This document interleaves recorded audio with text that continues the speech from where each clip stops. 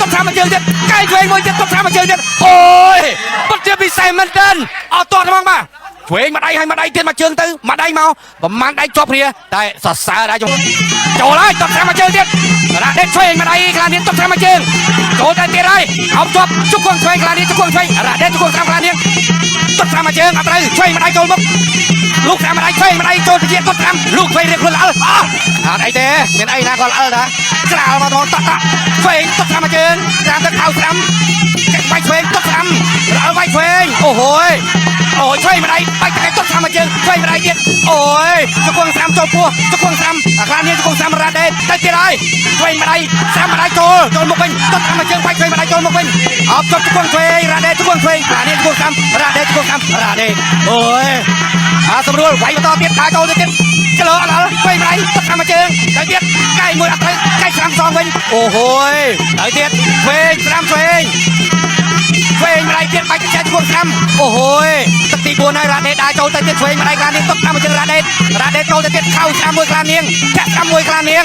ឆ្វេងខ្លានាងតបតាមមកជើងរ៉ាដេតអូយពិតជាស៊ូមែនតែឆ្វេងម្ដាយទៀតអោបជង្គង់រៀងខ្លួននេះបានគេហៅថាល្អពិសេសបោកភីអេខ្លានាងនៅខ្លាំងចាប់ទឹកទី4អូហូយអរគុណដល់សង្កសីអាយសាយផានមកសង្កដឹកចុងក្រោយរវាងអ្នកទាំងពីរហើយសៃរ៉ាដេតនិងខាំខ្លានាងពីរដៃទួសៃរ៉ាដេតចាប់បានមកជង្គង់របស់សៃរ៉ាដេតរួចអត់ទៅសង្វៀនចិត្តមកបើនេះឲ្យតាមរយៈ Facebook ខាំខ្លានាងខោម្ដាយមកជើងរបស់សៃរ៉ាដេតអូយថែមមកជើងទៅដួលត្រង់នេះមិញអស់ចំហបាទចាជាជើងទៅហើយខាំខ្លានាងដួលភីងហ្នឹងក៏ដោយជើងតែម្ដង